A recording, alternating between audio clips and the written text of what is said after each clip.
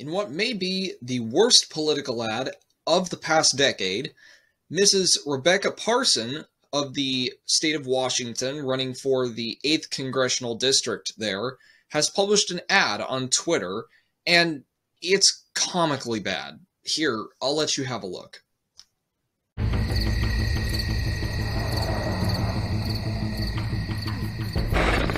Warning this week that housing prices are becoming unhinged from fundamentals. The market norm. I think you feel it, I feel it, we're on the edge of collapse. The corporate elite tell us not to worry, but what has doing what they told us ever gotten us? House prices hit another all-time high. Now you do what they told you. Now you do what they told you. I did what they told me. I went to college. I got a master's degree.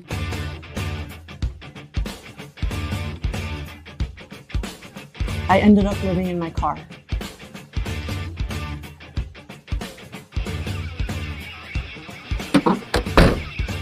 I did what they told me. Protests, letters, phone calls.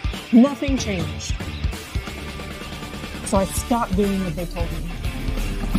We occupied empty buildings and got 200 shelter beds added in our town. 200 people who didn't freeze to death. Billionaires tell us you'll own nothing and you'll be happy. Well, fuck that.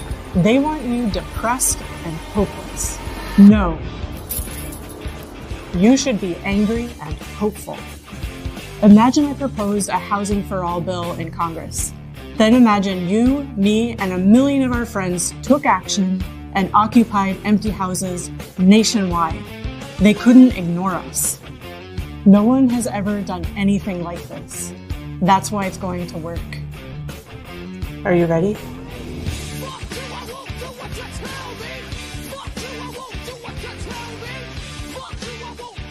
So before we all collectively laugh our asses off, let's analyze what she's actually saying in this ad. So, at least what I got out of it, and you guys can tell me in the comments if you got something totally different or if I totally missed the message, but I think what I got and what most other sane people are going to get out of this ad is that the person who's running for the 8th Congressional District in Washington is someone who went to college, got a degree, and I'll talk more about that, and then ended up getting evicted, lived in her car, and then broke back into the place where she'd been evicted from to protest the fact that she'd been evicted, and encouraged a bunch of other people to do the same in order to get more funding for a homeless shelter.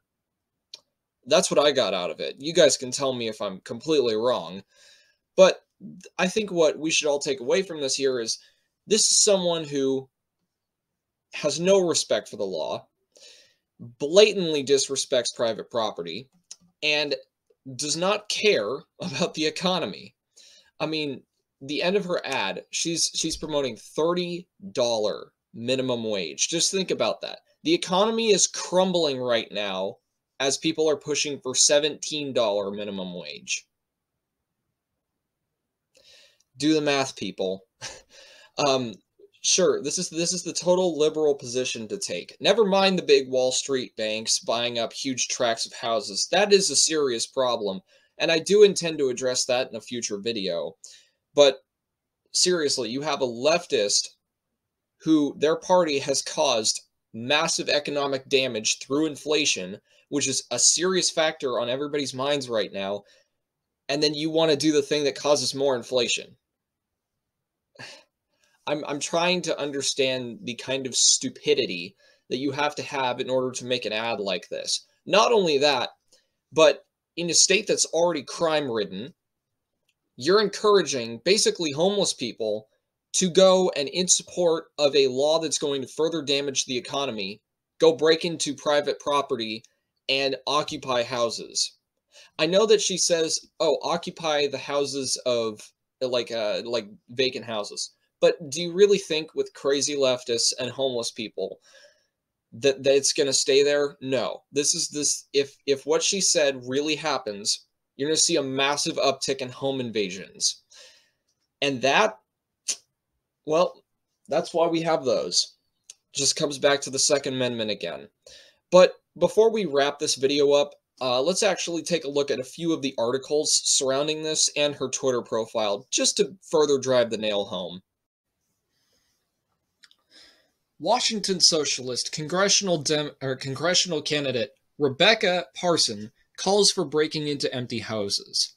Now, this is an article by The Post, who I'm starting to lean on a little bit more than Blaze because they're a little bit better as far as bias goes. Now, they report Washington Democratic congressional candidate Rebecca Parson has a bold idea to get Congress to pass housing legislation, have 1 million people break into empty houses. Parson, a member of the Democratic Socialists of America, is running to represent Washington's 6th, is it 6th? It's either 6th or the 8th congressional district. That may be an error. In a video ad, she outlined what she and her followers can do if she wins. Imagine I proposed a housing for all bill in Congress. Then imagine you, me, and 1 million of our friends took action and occupied empty houses nationwide. So this isn't just Washington, this is a neighborhood near you. They couldn't ignore us, Parson says in the ad. No one has ever done anything like this. That's why it's going to work.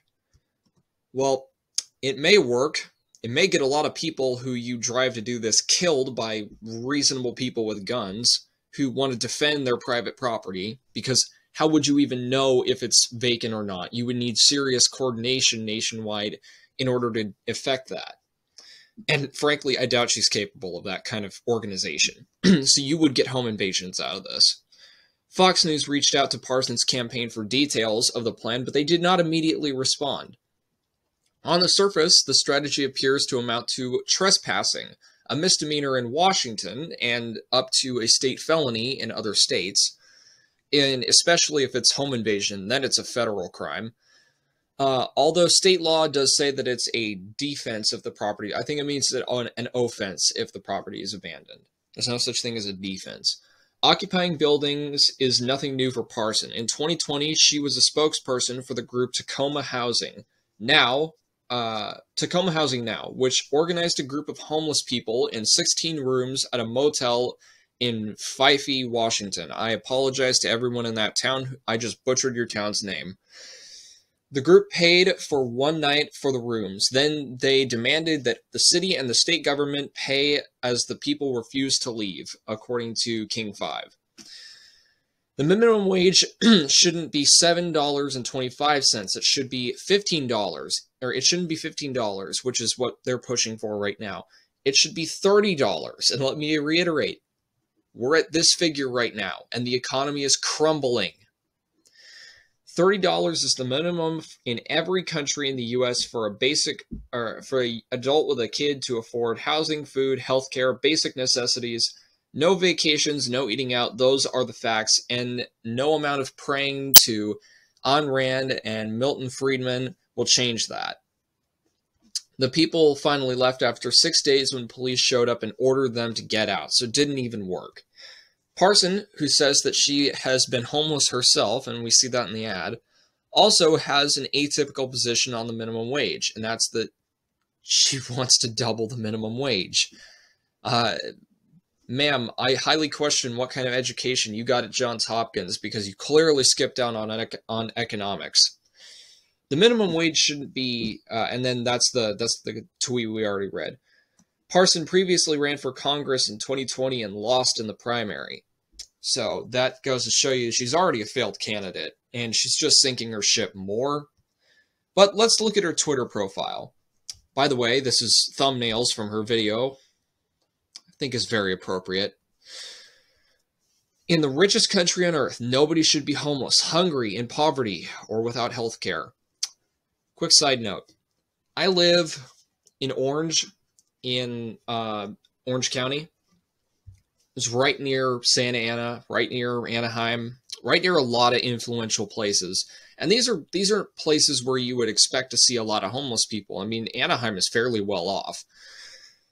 But more and more, you see a lot of homeless people at parks, near schools, on corners. It's disgusting, frankly. And these aren't people that you can just, like, they're just down on their luck. These are people who are drug addicts, drunk, people who want to fix, people who voluntarily choose this lifestyle. I mean, they almost have a system for how they go and like beg at freeway off-ramps for money. This is going to sound like totally new to anybody who doesn't live in California, but that's how it is here. This is just like what we're used to seeing. So the fact that you say nobody should be homeless, ma'am, I'm sorry, but some people choose that lifestyle. Why? I don't know. I will never be in their heads, and they're messed up people. But some people choose that lifestyle. So it's like Jesus said in the Bible, the poor will always be with you. You can't fix that. Poverty's never going to go away. So to say that you can house everybody, it's just never going to work. Some people are going to refuse it. So there's all of this, her Twitter profile. I will link it if anybody wants to scroll through some of her more retarded tweets. This one in particular is striking. Well, for starters, 60% of inflation comes from corporate price gouging. Cap. Just cap. 80%, 85% of all U.S. currency in circulation was printed within the last 5 years by the Federal Reserve, by the Treasury Department. Cap that price gouging does drive inflation a little bit, but it's not private and corporate people doing it. No, it's the feds. And they are the ones who have caused this crisis by printing a bunch of money. So cap on that. She obviously doesn't know how economics work, but I said I would talk about her education a little bit, so let's go over that. This is Ballotpedia, and usually you can find good information on this site about any given elected official, just basic information. Now, it says here that she went to University of Mary in Washington in 2007, graduate work at Johns Hopkins in 2011. I scrolled through both of those sites' alumni pages, if they even had them, trying to find anything about what majors or graduate degree she got. Couldn't find anything. So for all I know, she got gender studies, and that's what she's a doctor in. So when she says that she has a college education, take that with a grain of salt, because she hasn't exactly volunteered the kind of information that would tell us, this is what you got. You're actually a professional in something useful. So anyways, that's going to conclude my rant on this. As far as I'm concerned, the only thing that Rebecca Parson's political candidacy is going to win is the award for dumbest political ad of the last decade. But who knows? In Washington, y'all got some whacked people up there. Cameron, I know you're going to watch this. You got to vote this person out. Do not vote for her. Anyways, y'all, thank you all for watching. Stay armed and stay safe, and I will see you all later. Goodbye.